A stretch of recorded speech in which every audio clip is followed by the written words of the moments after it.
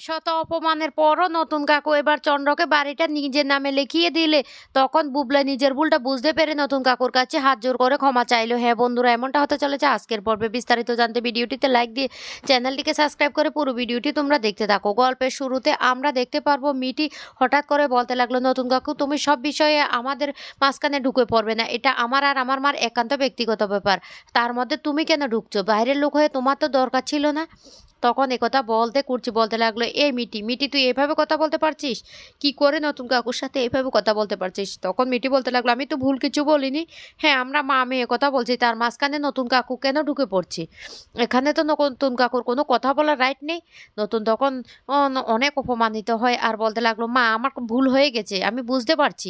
আমি তোর কাছে হাত জোর করে ক্ষমা চাইছি। তখনই কমলিনীর শাশুড়ি হঠাৎ করে বলে উঠে, ধর্মের কর বাতাসে নড়ে। দেখতে পেয়েছ, নিজের মেয়ে উচিত শিক্ষা দিচ্ছি, কারণ নিজের মেয়ে তো ভুলটা বুঝতে পেরেছে। তখন নতুন বলতে লাগলো, শুনুন মাসিমা, আমি কোনো ভুল করিনি।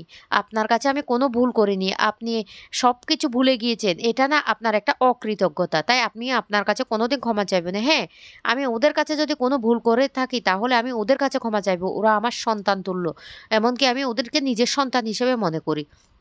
চন্দ্র তখন হাসতে থাকে আর বলতে লাগলো, কি ব্যাপার, এবার বুঝতে পেরেছো? তখনই নতুন বলে, কোনো কথাই বলে না, নতুনের চোখ দিয়ে জল পড়তে থাকে। সোহিনী তখন হঠাৎ করে বলতে লাগলো, কি ভেবেছো মেয়েটাকেও হাত করে নিয়েছো? একে একে তো সবাই তোমার বিপক্ষে চলে গেলো, আর কয়দিন পর দেখতে পাবে বাবিনও তোমার পক্ষ থেকে যে ছেড়ে চলে যাবে। তখন একথা বলার সাথে সাথে বাবিন এই নতুন কাকুকে জড়িয়ে ধরে বলতে লাগলো, নতুন কাকু আজকের ওই অসম্মানের জবাব আমি দিতে পারছি না। তখন নতুন বলতে লাগলো, কি চাস চন্দ্র, তুই কি চাস? হ্যাঁ আমি চিরতরে চলে যাচ্ছি, আমি এই বাড়ি ছেড়ে চিরতরে চলে যাচ্ছি, এমনকি আর কোনোদিন এই বাড়িতে আসবো না। তবে তোকে আমি একটা কথা বলি, তুই এই বাড়িটা চাস তো? বেশ, আমি এই বাড়িটা তোকে দিয়েই দিলাম, তুই সবাইকে নিয়ে আনন্দি ফুর্তি করে দিন কাটা। আমার আর কোনো অধিকার রইল না, আমি চলে গেলাম। এই কথাটা বলার সাথে সাথে চন্দ্র খুব খুশি হয়ে যায়। এদিকে সোহিনী বলতে লাগলো, বাড়িটা তাহলে আমরা পেয়েই গেলাম। কিন্তু তখনই কমলিনী বলতে লাগলো, নতুন ঠাকুরপো, তুমি কিন্তু এবার সবাইকে বুঝতে দাও যে জীবনটা কত বড় কঠিন, সেটা বুঝতে দাও। কিন্তু নতুন কোনো কথাই বললো না। নতুন তখন বলতে লাগলো, আমি অতটা অকৃতজ্ঞ হতে পারবো না। এই বলে নতুন চলে যায়। কিন্তু বুবলাইয়ের মনে বারবার কথাটা মনে পড়তে থাকে আর বলতে লাগলো, এত অপমান আমি করেছি, মিটি করেছে, তারপরও নতুন কাকু আমাদেরকে বাড়িটা দিয়ে গেল, কি করে পারলো? কি করে পারলো? সত্যি তাহলে কি আমরা ভুল করছি? তখনই বারবার করে বুবলাইয়ের মনে দাগ কাটতে থাকে। এদিকে নতুন বাড়িতে গিয়ে তার ব্যাগপত্র গোছাতে থাকে, চলে যাবে বিদেশ। আর তখন পরের দিন সকালবেলা কমলিনী ছুটে যায় সেখানে আর গিয়ে বলতে লাগলো, আমার ছেলে মেয়েদের পক্ষ হয়ে আমি তোমার কাছে ক্ষমা চাইছি, প্লিজ নতুন ঠাকুরপো তুমি ক্ষমা করে দাও। তখনই নতুন বলতে লাগলো, কেন তুমি সকালবেলা ছুটে এসেছো? আর তোমার ছেলে মেয়েদের বা হয়ে তুমি কেন ক্ষমা চাইবে? তুমি তো কোনো অন্যায় করোনি। হ্যাঁ, ওদের যখন নতুন কাকুর দরকার ছিল, প্রয়োজন ছিল, তখন ওরা আমাকে আপন করে নিয়েছে। এখন ওদের প্রয়োজনটা ফুরিয়ে গেছে, তাই ওরা আমাকে অপমান করছে। ঠিক কথাই তো বলেছে। কোন অধিকারে আমি তোমাদের পরিবারের সমস্ত কিছুতে জড়িয়ে যাই? আমার তো কোনো রাইট নেই। তোমাদের সাথে তো আমাদের আইনত কোনো সম্পর্ক নেই।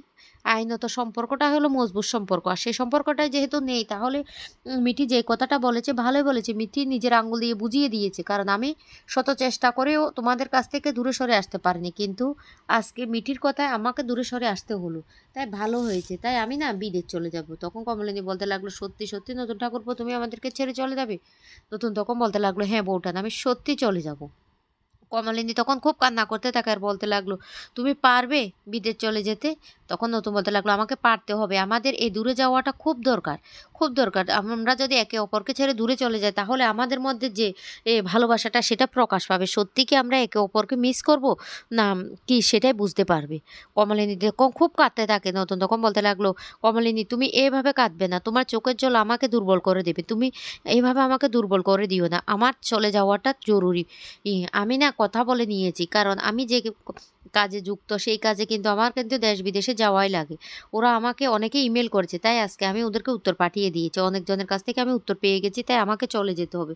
প্লিজ তুমি এ নিয়ে আর দুঃখ করো না। তবে তোমাকে একটা কথা বলে রাখি, তোমার সেই প্রফেশনটা তুমি নষ্ট করো না, সেটা ধরে রাখবে।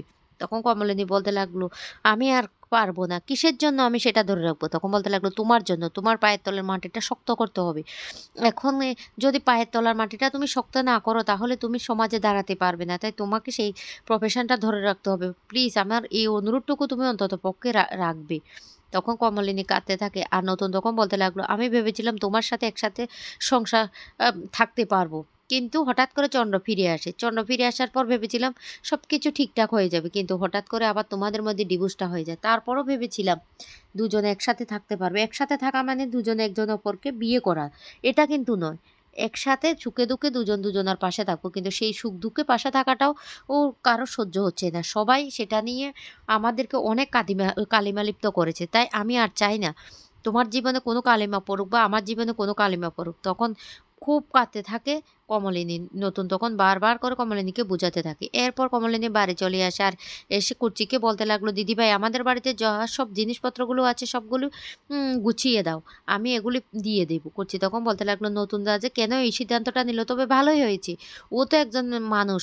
ওকে এইভাবে দিনের পর দিন সবাই অপমান করবে। কমলিনী বলতে লাগলো, সবাই অকৃতজ্ঞ। এই তো তোমার দাদা যেটা শিখিয়ে দিয়েছে তোমার মা সেটাই বলছো অকৃতজ্ঞর মতো সবকিছু ভুলে গিয়েছি।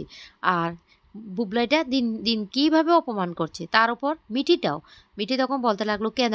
আমারটা তো বাদ দিতে পারে, আমার কথাটা তো ইগনোর করতে পারে। কুচি তখন বলতে লাগলো, কেন রে ইগনোর করবি?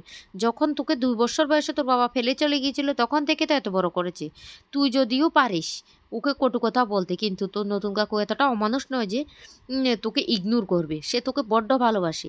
আর তুই তো বলেছিলি যে ও তোর বাবার মতো। আর সব কথাটা শুনতে থাকে বুবলাই। তখন বুবলাইয়ের অনেক কষ্ট হতে থাকে নতুন কাকুর জন্য। বুবলাইয়ের একে একে মনে পড়ে যায় কীভাবে নতুন কাকু তাকে অসুস্থ হয়েছিল আর হসপিটালে নিয়ে গিয়েছিল, কীভাবে তাকে স্কুলে সাহায্য করেছিল লেখাপড়া করার জন্য। সব কথা মনে পড়ে আর বুবলাই তখন বলতে লাগলো, আমি অনেক বড় ভুল করছি না, আমাকে নতুন কাকুর কাছে যেতে হবে। এই বলে বুবলাই নতুন কাকুর বাড়িতে চলে যায় আর গিয়ে হাত জোর করে ক্ষমা চাইতে থাকে আর বলতে লাগলো, নতুন কাকু তুমি আমাকে ক্ষমা করে দাও। আমি অনেক অন্যায় করেছি, অনেক ভুল করেছি সত্যি।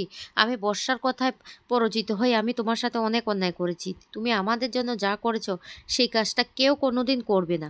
তখন দেখতে পায় কমলিনী, মিঠি আর কুর্চিও সেখানে চলে আসে।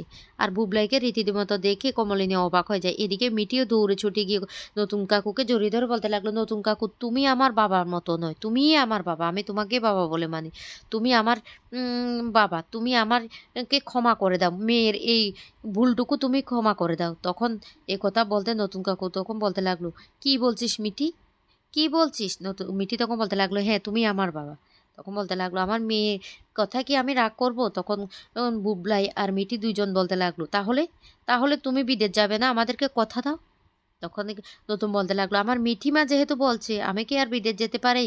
আমি আমি তোদের মুখের উপর কোনো কথা বলতে পারি? এই বলে বলতে লাগলো, আমি আমার বিদেশ যাওয়া ক্যান্সেল করে দিলাম। তখন কমলিনী খুব খুশি হয়ে যায়। এইদিকে কুর্চি বলতে লাগলো, এই তো এই তো আমাদের ছেলে মেয়েগুলি, সত্যি আমাদের ছেলে মেয়েগুলি পাল্টে যায়নি, ওরা ঠিক আছে।